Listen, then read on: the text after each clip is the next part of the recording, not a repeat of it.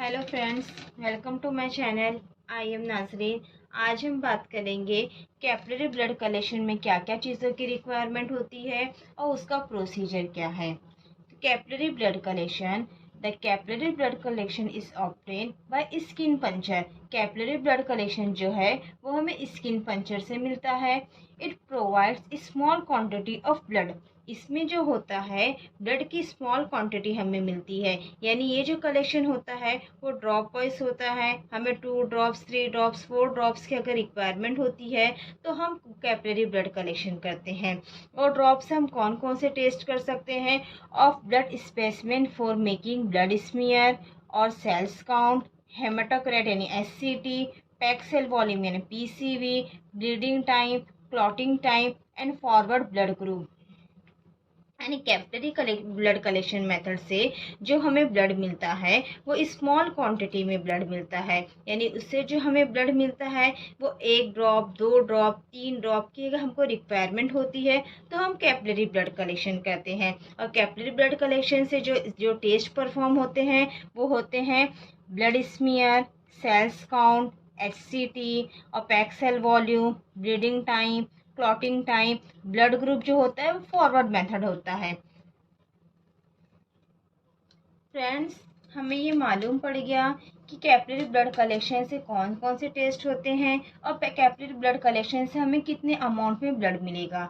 अब हम ये देखेंगे कि कैपिलरी ब्लड कलेक्शन करने के लिए हमें क्या क्या चीज़ों की रिक्वायरमेंट्स होगी, यानी क्या क्या चीज़ रहेगा जो हम कैपिलरी ब्लड कलेक्शन कर सकते हैं। सबसे पहले बात आती है लैंसेट, उसके बाद है डिस्पोजेबल ग्लोव्स, उसके बाद कैपिलरी ट्यूब, उसके बाद sterile cottons, tubes, stop watch, filter paper, Lancet.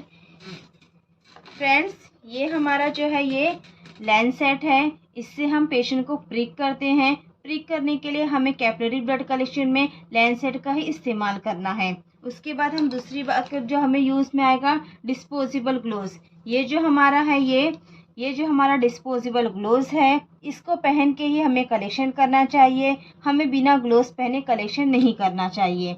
तीसरी चीज़ जो हमें चाहिए कैपिलरी ब्लड कलेक्शन करने में वो है कैपिलरी ट्यूब। कैपिलरी ट्यूब तब स्टेराइल कॉटन होता है, ये जो दिख रहा है स्टेराइल कॉटन, ये यूज़ होता है। उसके बाद जो पांचवा हमें चाहिए रहता है वो ट्यूब्स चाहिए रहता है।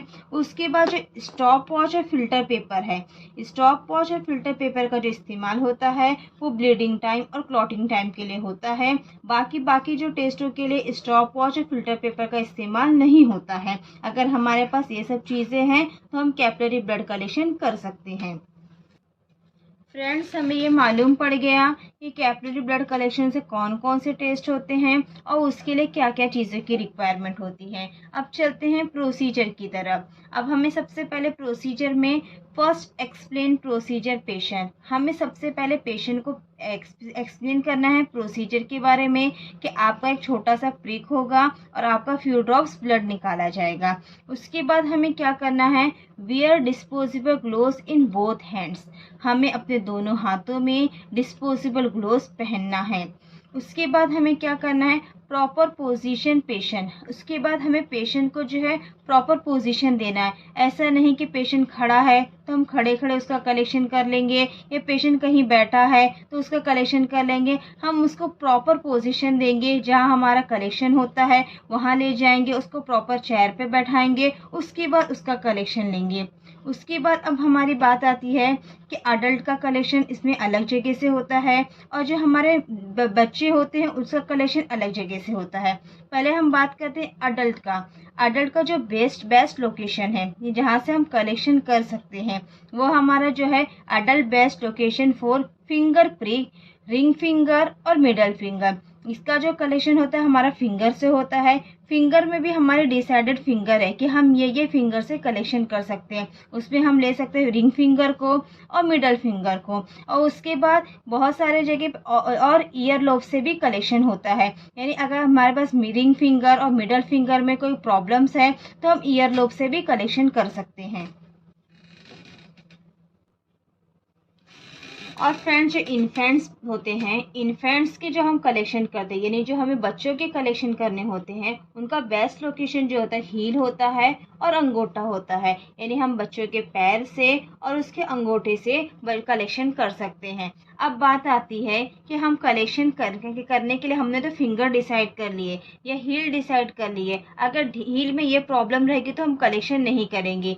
Blood should not be collected from cold, साइनसाइड, स्किन, स्वैलन और रैशेस। अगर कहीं हमने समझो फिंगर, मिडल फिंगर या रिंग फिंगर हमने चॉइस किए, अगर उसमें कोई कोल्ड है या कोई उसमें स्किन का प्रॉब्लम है या स्किन स्वेलिंग है या रैशेस है या एलर्जी है, वो सब जगह से हम कलेक्शन नहीं करेंगे। उसके बाद हम कलेक्शन के लिए क्या करेंगे, हमने जो उंगली चॉइस की है, या मिडल फिंगर या रिंग फिंगर या हील या टॉय, जो भी हमने चॉइस किया है कि हम यहाँ से कलेक्शन करेंगे, सबसे पहले क्या करेंगे, clean the puncture side, alcohol swab और अदर सुटेबल डिसइंफेक्टेंट।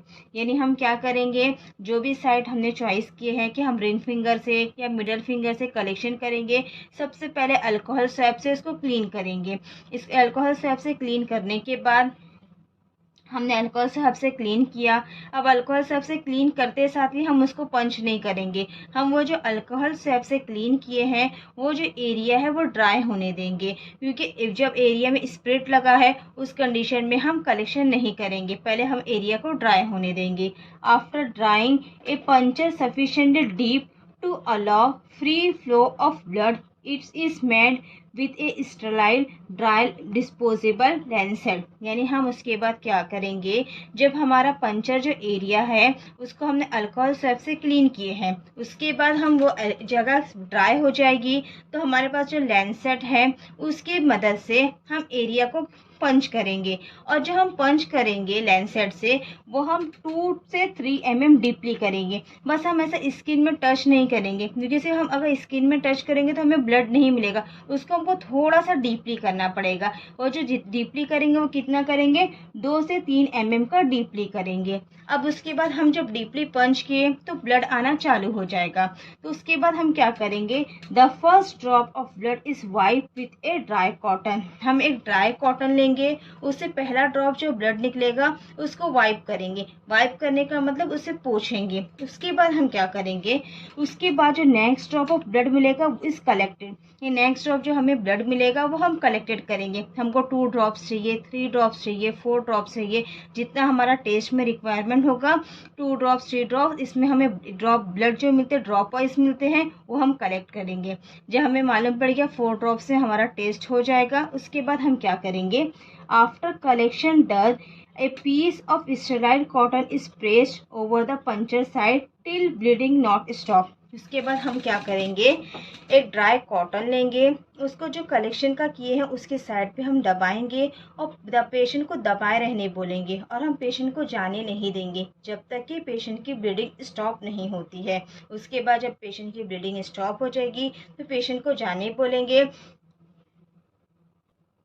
फ्रेंड्स, उसके बाद हम बात करते हैं प्रिकॉशन एंड सेफ हैंडलिंग। हमें कभी भी कलेक्शन जो करना है वो प्रिकॉशन के साथ करना है, और ब्लड जो भी हमें है सेफ हैंडलिंग करना है। सबसे पहले हमें do not squeeze the puncture side, हमें पंचर साइड को स्क्वेज नहीं करना है। उसके बाद दूसरी बात आती है, do not touch the blood puncture side without gloves, हमें बिना ग्लोव्स पहने कोई भी पंचर साइड को टच नहीं करना है। All specimen are potential hazardous, हमें हर, जैसे फॉर एग्जांपल अगर आप पे कहीं कट है या आप तो अगर आपने कलेक्शन किए, अगर पेशेंट को नहीं आपको नहीं मालूम कि पेशेंट को क्या बीमारी है, पेशेंट ब्लड टेस्ट क्यों करवा रहे हैं, तो कुछ ऐसी बीमारियां हैं जो हमें एक से दूसरे में ट्रांसफ़र होती है। जैसे फॉर एग्जांपल हम बात करते हैं HIV हो गया, HPSAG हो गया, HCV हो गया, तो ये सब बीमारियां जो ऐसी हैं जो ब्लड से ब्लड में ट्रांसफ़र होती है। तो हमें पेशेंट का जो सैंपल है बहुत केयरफुल हैंडल करना है, ग्लोव्स पहन के हैंडल करना है। ऐसा नहीं कि आप कैसे भी हैंडल कर दोगे, हमें अपने प्रिकॉशन का बहुत ही ख्याल रखना है। उसके बाद बात आती है blood should be collected in clean and sterilised bottles which are free from any hydrogen और डिटर्जेंट। हमें जो कलेक्शन करना है ब्लड का, ऐसा नहीं कि हम कोई भी एक्सपायर ट्यूब में कलेक्शन कर दिए या ट्यूब्स के अंदर कुछ भी गंदगी है या कुछ लग गया है हम कलेक्शन कर दिए, हमें ऐसा नहीं करना है। हमें जो कलेक्शन करना है क्लीन ट्यूब में कलेक्शन करना है, स्टेरलाइज्ड बॉटल्स में कलेक्शन करना है। इसके बाद हम बात करते हैं all blood collection must be done under aseptic condition. हमें जो भी ब्लड कलेक्शन करना है वो एसेप्टिक कंडीशन के अंदर कलेक्शन करना है। फ्रेंड्स, आज का अपना टॉपिक था capillary blood collection. Capillary blood collection method में आपको कुछ भी क्वेरी या क्वेश्चंस है तो आप मुझे कमेंट में पूछ सकते हो। अगर आपको मेरी वीडियो अच्छी लगी तो मेरी वीडियो को लाइक कीजिए। अगर आप पहली बार मेरे चैनल में आए हो तो मेरे चैनल को सब्सक्राइब कीजिए और अपने दोस्तों के साथ शेयर कीजिए। फिर मिलते हैं दूसरे वीडियो के साथ। जब तक के लिए टेक केयर।